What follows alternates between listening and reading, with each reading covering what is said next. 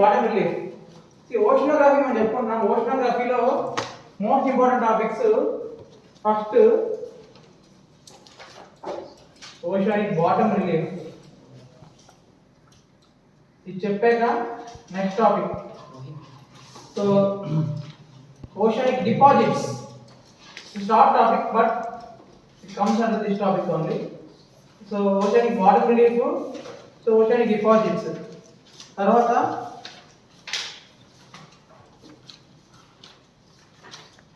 coral reefs and coral bleaching. So ఈ 3 topics agenda of the day. First అయితే నేను ఈరోజు ఈ టాపిక్ చెప్పుకుంటాను. 3 టాపిక్స్ ఫినిష్ అయిపోతాయి. ఇప్పుడు మార్నింగ్ సెషన్లో ఓషన్ బాటమ్ రిలీఫ్ డిపాజిట్స్ అయిపోతాయి. Possible coral reefs and coral bleaching కూడా అయిపోతాయి. Okay, first will see oceanic bottom relief. First of all oceanic bottom relief అంటే ఏంటి? Why we need to know about it చెప్పండి. Oceanic bottom relief అంటే ఏంట్రా? Surface of the ocean. We can say ఎందుకు study చేయాలి? Usually ఏమనుకుంటారు? Usually you can say before world war 2 కు ముందు you can say world war 1 అప్పుడు అందరూ ఏమనుకునే వాళ్ళు ఓషనిక్ బాటమ్ రిలీఫ్ అంటే ఏముండదు, జస్ట్ మామూలుగా సీ ఫ్లోర్ ఉంటుంది, దాని మీద వాటర్ ఉంటాయి అనుకునేవాళ్ళు. కానీ ఇట్ హస్ ప్రూవ్డ్ రాంగ్. ఎందుకు? వరల్డ్ వార్ 1 టైంలో జర్మనీ ఎక్కువ ఏం యూజ్ చేసింది? సీ మైన్స్ యూజ్ చేసింది. 1, 2 కి మధ్యలో సీ మైన్స్ అంటే ఏంటి? నీకు మామూలు ల్యాండ్ మైన్స్ ఎలా అంటే సీ మైన్స్ అలాగే వర్క్ అవుతాయి అన్నమాట. సబ్మెరైన్స్ యూజ్ చేసి పెడతారు. ఆ సీ మైన్స్ ఉండడం వల్ల ఇప్పుడు అక్కడ సబ్మెరైన్స్ మూవ్ అయ్యాయి అనుకోండి, అక్కడ అవి బ్లాక్ అయిపోతాయి. ఎనీథింగ్. సో వాటిని డిటెక్ట్ చేయడం కోసం కదా ఫస్ట్ టైం యుఎస్ నేవీ ఏం చేసిందంటే కొంత మెరైనర్స్ రీసెర్చర్స్ పంపించింది స్టడీ చేయడం కోసం సీ ఫ్లోర్ లోపల ఎలా ఉంటుంది టోపోగ్రఫీ అని చెప్పి. అప్పుడు ఈ సీ ఫ్లోర్ టోపోగ్రఫీ అనేది స్టార్ట్ చేయడం. ఓకే, ఫస్ట్ టైం వరల్డ్ లో సీ ఫ్లోర్ టోపోగ్రఫీని బాగా ఎక్స్ప్లోర్ చేసిన ఓషన్ ఏంటంటే అట్లాంటిక్ ఓషన్ తోనే స్టార్ట్ అయింది అనమాట. So in fact you know that the most famous sea floor spreading theory ఉంది కదా మనకి. సో ప్లేట్ టెక్టానిక్స్ లో ఆ థియరీ వచ్చింది కూడా ఆ సీ ఫ్లోర్ స్టడీ చేయడం వల్లే వచ్చింది అనమాట. సో ఇప్పుడు ఫస్ట్ ఆఫ్ ఆల్ ఈ బాటమ్ రిలీఫ్ ఎందుకు తెలుసుకోవాలి అంటే first thing we need to no structure. ఎందుకంటే లోపల స్ట్రక్చర్ ఎలా ఉంటుందో మనకు తెలియదు. రిలీఫ్ ఫ్లాట్ గా ప్లెయిన్ గా ఉంటుంది అప్లోడ్ గా అనుకున్నాం, కానీ స్టడీ చేయడం వల్ల స్టార్ట్ చేసాము, స్ట్రక్చర్ తెలుసుకోవడం స్టార్ట్ చేసాము. So next formation. ఆ స్ట్రక్చర్ అక్కడ ఎందుకు అలా ఫామ్ అయ్యింది, హౌ అనేది తెలుసుకోవాలి స్ట్రక్చర్. సో ఈ రెండు తెలుసుకోవడం సరిపోతుందా? The third most thing is composition. So అక్కడ ఏం కంపోజిషన్ ఉంటుంది? ఆ కంపోజిషన్ అయితే మనము డిపాజిట్స్ ఫార్మాట్ లో చూస్తాం. The composition will see in the oceanic deposits as well as the one more topic we will also deal with, that is oceanic resources. So oceanic resources, oceanic deposits కింద composition ఏంటో తెలుస్తుంది. దీని formation అనేది ఏంటంటే దీని structure అనేది we get to know about it the help of two processes, that is endogenic, exogenic. ఇక్కడ erosion and deposition. So erosion deposition process, that is degradational processes వల్ల we'll get to know. Then endogenic process. See endogenic process if you take into account, so plate tectonics comes into the picture. So plate tectonics comes into the picture. So plate tectonics వల్ల వచ్చి so how structure అనేది మనకి is a result of what? Is a result of both endogenic and exogenic forces. Anywhere land when landscape పైన ఎలా ఉంటుందో ocean bottom లో కూడా మీకు ఎరోషన్ డిపాజిషన్ జరుగుతూ ఉంటుంది, ఎరోషన్ లోపల కూడా జరుగుతుంది. That's why you can also find there are some features like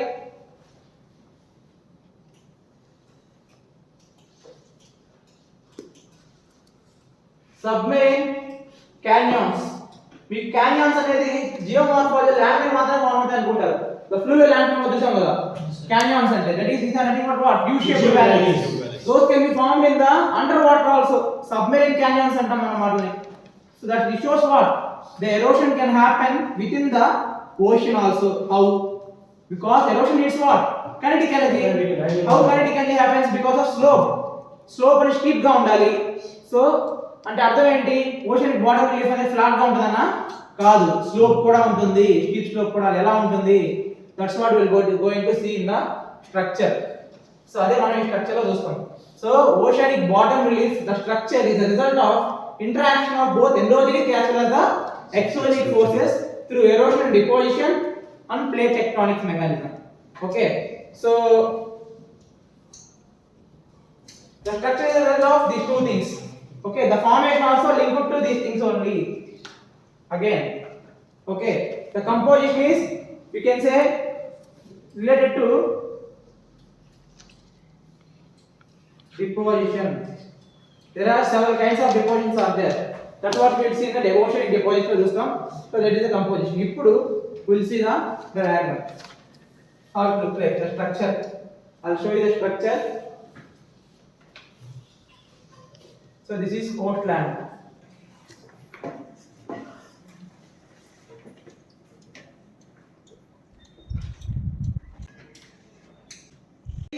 So this is the oceanic bottom relief.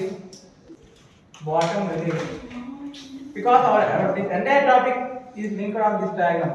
That's why we are drawn this diagram. Oceanic deep trench or deep sea valley. So this is the one where you can say. First of all, first we will start one by one. First we will start continental shelf. The continental shelf, you can say, is you can say nothing but extension of land. Coastline is land. This coastline అనుకున్నాం. ఈ land ఎక్స్టెన్షనే. So continental shelf అనేది ఎందుకు land extension అని చెప్తున్నాము? ఎందుకంటే ఇది ఎందుకు form అవుతుంది? First of all you can say, so continental shelf మీరు చూసినప్పుడు ఇందాక చెప్పాను, సైబీరియాలో తీసుకుంటే చాలా ఎక్స్టెంట్ చాలా ఎక్కువ ఉంటుంది, చిలీలో చాలా నేరోగా ఉంటుంది. అండ్ సేమ్ ఇండియా చూడండి, ఎవరైనా open India India map open చేస్తే ఇండియాలో కూడా మీరు Arabian sea, bay of Bengal open చేయండి, రెండులోనూ India continental shelf that is whitish part ఉంటుంది చూడండి మీరు ఒకసారి, వైటిష్ పార్ట్. సో రెండు ఒకేలా ఉన్నాయా? చూసారు కదా, ఎక్కడ ఎక్కువ ఉంది? It shows what the land is more submerged there. అక్కడ ల్యాండ్ చాలా సబ్మర్జ్ అయిపోయింది, చాలా ల్యాండ్, అంతా land actually. That is extension of you can say land only continental shelf అనేది. సో ఎందుకు? Because of sea level changes these continental shelf get affected. Sea level changes అనేది so continental shelf affect చేస్తాయి. Because you know that sea level changes lead to emergence and submergence. What kind of sea level changes? So sea levels ఎలా ఉంటే emerge అవుతాయి, ఎలా ఉంటే submerge అవుతాయి? Emergence, అక్కడ land emerge అవ్వాలంటే సీ లెవెల్స్ ఏమవ్వాలి? తగ్గిపోవాలి. The decrease in the sea levels, that is if sea levels decrease, that lead to emergence of coastal land. అక్కడ కోస్టల్ ల్యాండ్ ఎమర్జ్ అవుతుంది అంటే కాంటినెంటల్ షెల్ఫ్ తగ్గిపోద్ది. సీ లెవెల్స్ అనేది ఎక్కువ ఉన్నాయనుకో ఆ రీతిలో కాంటినెంటల్ షెల్ఫ్ అనేది ఎక్కువ ఉంటుంది, ఎందుకంటే సబ్మర్జ్ అయిపోయింది కాబట్టి, ల్యాండ్ ఎక్స్టెన్షన్ ఎక్కువ ఉంది కాబట్టి కింద. So that when it happens, sea levels అనేది ఇంక్రీజ్ అయినప్పుడు ఏం జరుగుతుంది? Submergence of land. That is the sea level changes అనేది. This periodic sea level changes అనేది ఎప్పుడు జరుగుతాయి? You can say the result of two processes. Sea level changes are result of the cycle of glaciation and interglaciation. Already చెప్పుకున్నాం కదా glaciation, interglaciation అంటే. So glaciation అంటే ice age అన్నమాట. For example మీరు ice age movie చూసుంటారు కదా, comic movie. So అప్పుడు మనకి ఐస్ ఏజ్ మొత్తం వరల్డ్ మొత్తం is entire world is taken over by the this thick ice sheets. Like right now you are seeing Greenland, Antarctica మీరు చూస్తున్నారు కదా ఇప్పుడు, వీటిని ఐస్ షీట్స్ అంటాం. ఈ ఐస్ షీట్ ప్రెజర్ ఎలా ఉన్నాయి? ఒకప్పుడు ఎర్త్ మొత్తం ఆల్మోస్ట్ ఐస్ షీట్స్ తోనే ఉండేదన్నమాట. సో రైట్ నౌ తగ్గిపోయింది. ప్రీవియస్ గ్లేషియల్ ఏజ్ మనం ఐస్ ఏజ్ ఏమంటామంటే క్వాటర్నరీ ఐస్ ఏజ్ అంటాం. ఇంతకుముందు మనం last ice age quaternary ice age అంటాం. దానిలో మనకి ఎంత పోయింది ఐస్? ఒక ఎంత ఉండేదంటే ఆల్మోస్ట్ యూ కెన్ సే ఇప్పుడున్న దానికి 10 టైమ్స్ ఎక్కువ ఉండేది. ఇప్పుడు అది తగ్గిపోయింది. ఎంత ఉంది ఐస్? ప్రెజెంట్ వరల్డ్ మొత్తంలో ఐస్ కవర్ ఎంత ఉందంటే ఈ గ్లేషియల్ ఐస్ కావచ్చు 1/10 ఉంది. జస్ట్ 1/10 మాత్రమే ఉంది. ఒకప్పుడు చాలా ఉండేది. ఇప్పుడు ఎందుకు? Right now where in the which phase? Where in the warming phase, that is interglaciation. ఇప్పుడు మనం ఇంటర్గ్లేషియేషన్ లో ఉన్నాం. ఇప్పుడు క్లైమేట్ చేంజ్ అని కరిగిపోతున్నాయి మంచు అంటున్నారు కదా, yes that is actually climate change జరుగుతుంది, కానీ దాన్ని మనం హ్యూమన్స్ ఎగ్జాస్పరేట్ చేసాం. కానీ న్యాచురల్ గా కూడా క్లైమేట్ చేంజ్ జరుగుతుంది every few years, part of glacier interglacier cycles. అందుకే మీకు ఏం చెప్తాడు ట్రంప్ ఏంటంటే బేసికలీ పవర్ లోకి వచ్చిన తర్వాత ఎన్విరాన్మెంట్ అందరూ ఏం చెప్తారు, షేల్ గ్యాస్ తవ్వుకోకూడదు, తీయకూడదు, మైన్ చేయకూడదు, షేల్ గ్యాస్ అనేది ఎక్స్ట్రాక్ట్ చేయకూడదు, as well as coal burn చేయకూడదు, క్లైమేట్ చేంజ్ ప్యారిస్ అగ్రిమెంట్ మనకు బౌండ్ అయ్యాలంటే ఏం ఒకటే చెప్తాడు. ఇది న్యాచురల్గా జరుగుతున్న ప్రాసెస్, దీన్ని మనము ఏం చేయట్లేదు, మన ఇంపాక్ట్ చాలా తక్కువ ఉంటుంది. గ్లోబల్ వార్మింగ్ అనేది it's because of interglaciation, it's not because of humans అని చెప్పి అతను సపోర్ట్ చేసుకుంటాడు. Because is a republican, you should be supporting industrialist. Industrialization support చేస్తారా, ఇండస్ట్రియలైజేషన్ తగ్గిస్తారా అతను పెంచుతాడు. That's what his theory. అదే చెప్తాడు యూఎస్ లో పీపుల్ అందరికి. ఇప్పుడు మన దగ్గర ఇంత కోల్ ఉంది, కోల్ రిజర్వ్స్ పెట్టుకొని ఖాళీగా ఈ బంద్ చేయకూడదు కదా అని చెప్పి అక్కడ పక్కన పడేస్తే ఏమవుతుంది, రిసోర్స్ వేస్టేజ్ అవుతుంది కదా, గ్రో అవ్వాలి కదా ఎకనామికల్ గా. That's what he face. So anyways this is the continental shelf is the result of, you can say, it's the result of what? It's the result of, you can say, both exogenic endogenic forces. ఇప్పుడు ఇక్కడ నీళ్లు పెరగడం వల్ల changes ఇవి. ఇప్పుడు water కాకుండా పక్కన పెట్టండి, ఇప్పుడు ఈ ల్యాండ్ అప్లిఫ్ట్ అయితే, ఇక్కడ ల్యాండ్ అప్లిఫ్ట్ అయితే, ఇమాజిన్ ల్యాండ్ అప్లిఫ్ట్ అయింది అంటాం, that's what we call the, you can say upliftment అంటాం. అలా ల్యాండే మొత్తం ఎరోడ్ అయిపోవడం వల్ల తగ్గిపోతే ఏమవుతుంది, ఒకప్పుడు ల్యాండ్ ఇక్కడ దాకా ఉండేది అనుకున్నాం, ఎరోడ్ అవడం ఇక్కడ దాకా వచ్చేసింది, దాని ఏమంటాము, లేకుంటే టెక్టానిక్ చేంజెస్ వల్ల సడన్ గా ల్యాండ్ కిందకి వచ్చేసింది, డిప్రెస్ అయిపోయింది, అప్పుడు ఏమవుతుంది, దాన్ని ఏమంటాము, వాట్ వి కాల్ ఇక్కడ ఎమర్జెన్స్ సబ్మర్జెన్స్ అనేది ల్యాండ్ కి సీ లెవెల్స్ వల్ల చేంజ్ చేస్తే దాన్ని అలా అంటాము. అలా కాకుండా టెక్టానిక్ వల్ల చేంజెస్ ఏమంటాము, అప్లిఫ్ట్మెంట్ సబ్సిడెన్స్ అంటాము. ల్యాండ్ పైకి వెళ్తే అప్లిఫ్ట్మెంట్ అంటాము, కిందకి వస్తే సబ్సిడెన్స్ అంటాం. That's what happens. అంటే ఏంటి, so upliftment, subsidence, these are because of tectonic changes, because of sea level changes what you see is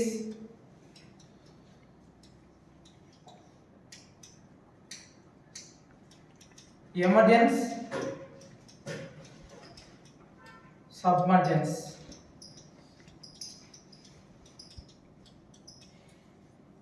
So emergence, submergence, so ఇక్కడ ఏం రోల్ ప్లే చేస్తున్నాయి, టెక్టానిక్ చేంజెస్ హెల్ప్ చేస్తున్నాయి, see level changes help చేస్తున్నాయి.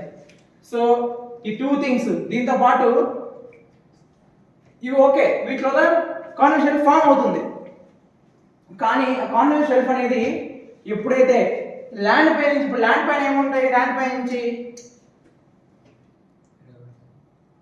Yes obviously reverse, ఈ reverse ఏం తీసుకొస్తాయి వచ్చినప్పుడు, yes they bring out the sediments, let's say they bring out the sediments. ఈ sediments అన్ని వచ్చి ఫైనల్ గా వాటర్ ఎక్కడికి వెళ్తాయి, సీలో కలిసిపోతాయి కదా. సో కలిసి స్లోగా కలుస్తాయి కిందకి ఇలా ఇలా కలిసిపోయినప్పుడు ఏమవుతుంది, సెడిమెంట్స్ అన్నిటిని కూడా ఎక్కడ డిపాజిట్ అవుతాయి, కాంటినెంటల్ షెల్ఫ్ పైన డిపాజిట్ అవుతాయి. Over a period of time ఇక్కడ కూడా ఎక్కువైపోతే they travel over the slope and then they accumulate, get settled in the deep sea plains or abyssal plains. So this is also known as deep sea plains antam. Abyssal plains is also known as deep sea plains. ఇక్కడ deposit అవుతుంది అన్నమాట. So that's why this is not, it can be anything. ఆ deposit ఎన్నో ఏమేమి ఉంటాయి, they can be chemical in nature, they can be organic in nature, they can be anything. Land subsidence జరిగింది అక్కడ. ఇప్పుడు ల్యాండ్ లోపలికి గ్రౌండ్ ఏం జరిగింది, లోపల ఫర్ ఎగ్జాంపుల్ అప్పుడున్న యానిమల్స్, అప్పుడున్న ఫ్లోరా ఫౌనా అంతా ఏమవుతాయి, చచ్చిపోతాయి కదా, ఎక్స్ట్రా అయిపోతాయి, అక్కడే ఉండిపోతాయి. డెడ్ ఆర్గానిక్ మ్యాటర్ ఇక్కడ ఉంటుందో లేదా అప్పుడు కూడా. So you can see that's what I show you in green. So dead organic matter కూడా ఉంటుంది. సో ల్యాండ్ బేస్డ్ డిపాజిట్స్ ఏమంటామంటే మనము, సో ఇక్కడ ల్యాండ్ బేస్డ్ డిపాజిట్స్ ని సీస్, ఓషన్స్, ఐ మీన్ ఎన్నిట్లో రివర్స్ ద్వారా వచ్చే డిపాజిట్స్, రివర్స్ తీసుకొచ్చి బ్రింగ్ అవుట్ చేసే డిపాజిట్స్ అన్నింటిని టెరిజియనియస్ డిపాజిట్స్ అంటాం. టెరిజియనియస్ డిపాజిట్స్ అంటే ఏంటి? These are deposits that came from the terra land. Subterranean అంటే కింద, ల్యాండ్ ఉన్న రీజియన్ సబ్టెరేనియన్ అంటాం. ఇప్పుడు ఇట్లా ఆల్రెడీ ఇంతకుముందు జరిగిన so millions of years sediments accumulate అవుతూ ఉంటాయి అన్నమాట. ఏమవుతుంది ఓవర్ పీరియడ్ ఆఫ్ టైం? ఇక్కడ ఒక మెంటల్ ఫామ్ చేస్తుంది. ప్రపంచం అంతా కాలం ఉన్న మెంటల్ ఏంటది? yes, the two things, natural gas as well as the yes, natural gas and crude oil. You can't say petroleum because petroleum only after refining crude oil you get the petrol, kerosene, diesel, ATF, avian turbine fuel, airplanes, this is అవన్నీ కూడా so crude oil process చేశాక వస్తాయి. Natural gas crude oil దొరుకుతాయి ఇక్కడ ఈ regions లో. అందుకే మీరు చూడండి, ఇండియాలో ఒక ఉంది బాంబే హై, విన్నారు ఎప్పుడైనా? బాంబే హై, ముంబై హై అంటాము. That's where you can say అది ఎక్కడ ఉంటుంది? That is in the you can say where sea లోనే ఉంటుంది. సీ లైన్ ఎక్స్ట్రాక్షన్ యూనిట్ అన్నమాట. That is you can say అది ఎక్కడ ఉంది? కాంటినెంట్ షెల్ఫ్ లో ఉంది. మీరు ఇందాకే చూశారు ఇండియా మ్యాప్ లో.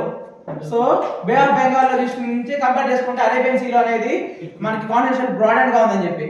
సో అక్కడ డిపాజిట్స్ చాలానే ఉంటాయి కదా. అంటే యు కెన్ సే డిపాజిట్ ఎక్కువ ఉంటాయి కాబట్టి అక్కడ సో కాల్డ్ ఈ డెడ్ ఆర్గానిక్ మ్యాటర్ వల్ల నేచురల్ గ్యాస్ ఫామ్ అయ్యింది, క్రూడ్ ఆయిల్ ఫామ్ అయింది. వాటిని ఎక్స్ట్రాక్షన్ చేస్తున్నారు అనమాట. Same thing. అదే ఎగ్జాంపుల్ మీకు ఇంకోటి చూపిస్తాను. వరల్డ్ లెవెల్లో open your atlas, go to the north sea. North sea అనే ప్లేస్ ఉంటుంది. అక్కడ ప్రపంచంలో ఎక్కడ జరిగిన క్రూడ్ ఆయిల్, వింతైన క్రూడ్ ఆయిల్ జరుగుతుంది. ఏంటది? స్వీట్ క్రూడ్ ఆయిల్ జరుగుతుంది. Sweet crude oil. మనం వాడేది సోర్ క్రూడ్ ఆయిల్ వాడతాం, SOUR. So sweet crude oil అంటే ఏంటి? స్వీట్ గా ఉంటుందా? So this is having something is not there. Sour లో ఉండే క్రూడ్ ఆయిల్ లో ఉండేది ఒక కెమికల్, అది దీనిలో ఉండదు. ఏంటది? ఉండకపోవడం వల్ల ఇది స్వీట్ గా ఉంటుంది. What is that? సల్ఫర్ తక్కువ ఉంటుంది. సల్ఫర్ తక్కువ ఉండడం వల్ల స్వీట్ క్రూడ్ ఆయిల్ ఫామ్ అవుతుంది. అది నార్త్ సీలో ఫామ్ అవుతుంది. అక్కడి నుంచి ఎక్స్పోర్ట్ చేస్తారు, వేరే కంట్రీస్ అన్నిటికీ ఎక్స్పోర్ట్ చేస్తారు అనమాట బేసికల్లీ. సో నార్త్ సీ నుంచి. So that is famous for. So అందుకని ఈ రీజన్ లో కాంటినెంట్ షెల్ఫ్ లో అందుకని good sources of natural gas and crude oil, that is energy minerals. These can be taken and exported అనమాట. So ఇది okay. So continent shelf అనేది ఎంతవరకు ఉంటుంది? But we're talking about continent shelf. ఇది ఎలా ఉంది? మీకు రిలీఫ్ ఎలా ఉంటుంది? ఇక్కడ మీకు ఇది continent you can say steep slope ఉందా, లేదంటే you can say gentle slope ఉందా? జెంటిల్ స్లోప్ ఉంది. అంటే ఇది గ్రేడియంట్ చాలా తక్కువ ఉంటుంది. దీంతో పోల్చుకుంటే ఇది 1 to 3 degrees గ్రేడియంట్ ఉంటుంది. స్లోప్ అనేది వేరీ అవుతూ ఉంటుంది. 1 to 3 degrees ఉంటుంది. ఇది gentle slope. So continent shelf గురించి మాట్లాడుకుంటే, వేరస్ సో కాంటినెంట్ స్లోప్ అంటున్నాం. ఇది ఎలా ఉంది? It is very steep. You can see this. This is steep in nature, and also it varies 4 to 6 degrees వరకు ఉంటుంది ఇది gradient. Gradient అంటే ఏం లేదు, slope, nothing but you know that. So steepness అనేది basically 4 to 6 degrees వరకు continent slope ఉన్న తర్వాత కాంటినెంట్ రైజ్ ఉంటుంది. చాలా మంది దీన్ని చెప్పారు ఈ టాపిక్. కాంటినెంట్ రైజ్ అంటే ఏంటంటే ఇది బేసికల్లీ ఏంటంటే ఈ స్లోప్ లోంచి వచ్చిన సెడిమెంట్స్ అన్ని ఒక్కోసారి ఏమవుతాయంటే అక్యుములేట్ అవుతాయి. ఇక్కడ స్లోప్ లోంచి వచ్చిన సెడిమెంట్స్ అన్ని కూడా కొంచెం ఒక రీజియన్ లో, పర్టికులర్ రీజియన్ లో అక్యుములేట్ అవుతాయి. అలా అక్యుములేట్ అయిన సెడిమెంట్స్ నే రైజ్ లాగా కనబడుతుంది మనకు కొద్దిగా. దాన్ని కొంచెం పైకి రైజ్ అవుతుంది స్లోప్ దగ్గర. దాన్నే కాంటినెంటల్ రైజ్ అంటాం అన్నమాట. కాంటినెంటల్ రైజ్ అంటాము. నౌ విల్ సీ ఇది ఎన్ని మీటర్స్ హైట్ ఉంటుంది? ఇది hardly you can say on average గా పైన, that is you can say land దగ్గర నుంచి సీ లెవెల్ దగ్గర నుంచి ఇక్కడ వరకు. సో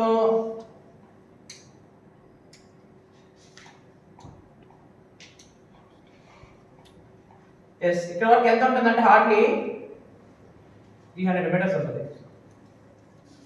300 మీటర్స్ వరకు ఉంటుంది. అప్ టు 300 మీటర్స్ వరకు కాంటినెంట్ షెల్ఫ్ అనేది ఉంటుంది.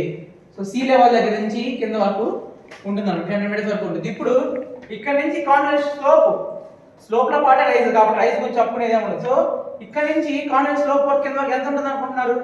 స్లోప్ వరకు స్లోప్ ఎక్స్టెండ్స్ ఫ్రమ్ 300 మీటర్స్ దగ్గర నుంచి almost it goes till you can say 3000 meters వరకు ఉంటుంది. చూడండి 10 టైమ్స్ ఆల్మోస్ట్ 3000 మీటర్స్ వరకు కిందకు ఉంటుంది స్లోప్ అనేది. ఇక్కడ నుంచి ప్లేన్ స్టార్ట్ 3000 మీటర్స్ దగ్గర నుంచి నీకు ఇదంతా ప్లేన్సే మొత్తం. అక్కడక్కడ ప్లేన్స్ ఉంటాయి, అక్కడక్కడ చిన్న చిన్న మౌంటైన్స్ ఉంటాయి అన్నమాట. దీని అవిదాల్ ప్లేన్స్ అంటాము. ఇక్కడ నుంచి ఈ ప్లేన్స్ దగ్గర నుంచి ఇంకా కిందకి వెళ్ళాలంటే up to you can say 3000 to 6000 meters వరకు ఈ ప్లేన్స్ ఉంటాయి అన్నమాట. ఈ 6000 దాటి లోపలికి వెళ్తే beyond it can go as long as 11000 meters వరకు ఉంటుంది. మోర్ దెన్ 11000 మీటర్స్ వరకు ఉంటుంది. ఎవరు that Mariana trench yes trench ఉంటుంది. దట్ ఈస్ ఓషనిక్ డీప్ ఆ ట్రెంచ్ ఆ deep sea valley 3000 to 6000 meters వరకు అవిదల్ ప్లేన్స్ ఉంటాయి. అదే సార్ ప్లేన్స్ అన్నారు కదా మరి 3600 మీటర్స్ అంటే దీన్ని బట్టి పైన ఇవన్నీ కూడా యావరేజ్ గా చెప్పుకున్నాం. కాంటినెంట్ స్లోప్ కావచ్చు, షెల్ఫ్ కావచ్చు, ఇవన్నీ కూడా బాటమ్ ఇలా ఉంటుంది కానీ అవి మారుతూ ఉంటాయి. రీజన్ తగ్గట్టు హైట్ టోపోగ్రఫీ అనేది మారుతూ ఉంటుంది. ఫీచర్స్ సేమ్ ఉంటాయి కానీ ఒక ఏరియాలో షెల్ఫ్ ఎక్కువ ఉండొచ్చు, స్లోప్ అనేది కొంచెం తక్కువ ఉండొచ్చు. సో మేబీ దాని తర్వాత ప్లేన్స్ అనేది యాక్చువల్లీ తక్కువ ఉండొచ్చు. ఈ ప్లేన్స్ ప్లేస్ ఎక్కువ రిడ్జెస్ ఉండొచ్చు. ఇలా దీస్ ఆర్ రిడ్జెస్ అంటే ఇస్ ఆర్ మౌంటైనస్ రీజియన్స్. ఇవన్నీ కూడా what are seeing right now is that is are ridges. ఇవన్నీ రిడ్జెస్ అన్నమాట మౌంటైన్ లో. దీనిలో సీ మౌంట్ అంటాము. సీ మౌంట్ అంటే ఏం లేదు, సీలో ఫామ్ అయిన మౌంటైన్ సీ మౌంట్ అంటాము. కాకుంటే గయోట్ కి సీ మౌంట్ కి తేడా ఏంటంటే సో సీ మౌంట్ ఎప్పుడైతే ఎరోడ్ అవుతుందో లోపల ఉన్న ఓషనిక్ వాటర్ వల్ల ఓషన్ కరెంట్స్ లోపల ఓషనిక్ వాటర్ వల్ల ఎప్పుడైతే you can say sea mount erode అవుతుందో ఫామ్ ఫ్లాట్ టాప్. పైన దానికి ఫ్లాట్ టాప్ ఫామ్ అవుతుంది. కోనికల్ గా పీక్ కొనుక్కున్న ఫ్లాట్ టాప్ ఫామ్ అయితే దాన్నే మనం గయోట్ అంటాం. That's the only difference. The sea mount with the flat top is called gyote. So then again this volcanic mountain. So అంటే ఇవన్నీ వల్కనో వల్ల ఫామ్ అయ్యేది, ఇవన్నీ కూడా వల్కనో వల్ల ఫామ్ అయినటివే. సో ఇది పెద్దగా ఉంది కాబట్టి దీన్ని వల్కానిక్ మౌంటైన్ అంటాము. ఇది సీ లెవెల్ ని దాటి క్రాస్ అయ్యి సర్ఫేస్ మీద ఎమర్జ్ అయింది అనుకోండి, then it will become the island అంటాం. ఈ ఓన్లీ పీక్ విజిబుల్ అవుతుంది మనకి. మరి ఇది ఐలాండ్ ఎలా అంటాం సార్? దీని ఇలా షార్ప్ గా ఉంది కదా అనుకుంటే ఏమవుతుంది ఆ రీజియన్ లో over a period of time erosion deposition వల్ల ఏమవుతుంది టాప్ అనేది ఫ్లాట్ అయిపోతుంది. సో దాన్ని మనం ఐలాండ్ గా చూస్తాము. సో కొన్ని కోరల్ రీఫ్స్ వల్ల కూడా ఫామ్ అవుతాయని చెప్పుకున్నాం. అంటే ఫర్ ఎగ్జాంపుల్ ఇక్కడే ఉంది అనుకున్నాం, ఇక్కడే ఉన్న వల్కానిక్ ఐలాండ్ పైన ఈ ఐలాండ్ పోతే పైన ఫీచర్ కూడా ఎరోడ్ అయిపోతుంది కదా. ఎరోషన్ వల్ల ఈ ఫ్లాట్ టాప్ అయితే అర్థం ఏంటి, ఓవర్ పీరియడ్ ఆఫ్ టైం ఇదంతా కూడా ఎరోడ్ అయిపోతుంది. బట్ ఎరోడ్ అయిపోయినా కూడా మళ్ళీ ఒక ఐలాండ్ ఫామ్ అవ్వచ్చు. ఎలా ఇక్కడ దాకా వచ్చేసింది అనుకున్నాం, మొత్తం ఎరోడ్ అయిపోయింది అనుకున్నాం. ఇక్కడ స్లోగా కోరల్ గ్రో అయింది. That's what will see next class. So coral స్లోగా గ్రో అయ్యి ఇక్కడ రీబిల్డ్ చేస్తాయి. సో కాబట్టి islands can be because of volcanic islands వల్ల ఫామ్ అవ్వచ్చు, వల్కానిజం వల్ల ఐలాండ్స్ ఫామ్ అవుతాయి, కోరల్ రీఫ్స్ వల్ల కూడా ఐలాండ్స్ ఫామ్ అవుతాయి. బెస్ట్ ఎగ్జాంపుల్ వల్కానిజం వల్ల సీలో ఐలాండ్స్ ఫామ్ అయితే that is you can Hawaii islands. తెలుసు మీ హవా ఐలాండ్స్ కావచ్చు, జపనీస్ ఐలాండ్స్ కావచ్చు, ఇండోనేషియా ఐలాండ్స్ కావచ్చు, ఆర్చిపెలాగోస్ ఇవన్నీ కూడా ఆర్క్ షేప్ లో ఉంటాయి. అండ్ అదే coral reefs form islands best example ఇండియాలో లక్షద్వీప్ ఐలాండ్స్ కావచ్చు, మాల్దీవ్స్ కావచ్చు, ఇవన్నీ కూడా కోరల్ ఐలాండ్స్. అనేది ఇండియాలో అండమాన్ నికోబార్ కూడా వల్కానిక్ ఐలాండ్స్. మళ్ళీ ఇండియాలో ఉన్న అండమాన్ నికోబార్ కూడా volcanic islands. That's why you can see volcanic islands ఉంటాయి ఇక్కడ. నర్కోండం ఐలాండ్, బార్న్ ఐలాండ్ మనకు ఉంటాయి. ఇక్కడ డిపాజిట్స్ ఈ డీప్ సీ ప్లేన్స్ లో కొత్త కొన్ని ఎక్స్ట్రా డిపాజిట్స్ ఉంటాయి. వాటిని మనం ఏమంటామంటే